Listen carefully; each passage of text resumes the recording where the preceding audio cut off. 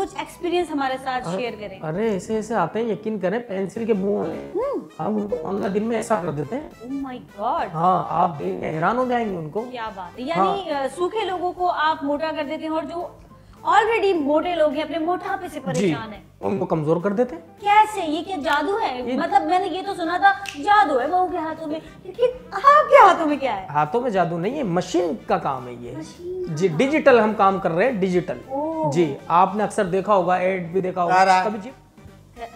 कराओ। क्या कराओ? मालिश। तो पूरी बात बता भाई। भाई आप पूरी बात सुनोगे ना? सुनो ना। अबे मालिश तो मालिश ही है। मालिश। Excuse me Yes. मालिश वाले हैं आप जी। एक तो हमारे ये जो कोई सिक्योरिटी गार्ड नहीं है क्या? Excuse me. जी जी, तशरीफ रखिए। क्या हो रहा है आजकल हमारे पॉडकास्ट में? जिसका दिल चाहता है वो उठा के आ जाता है।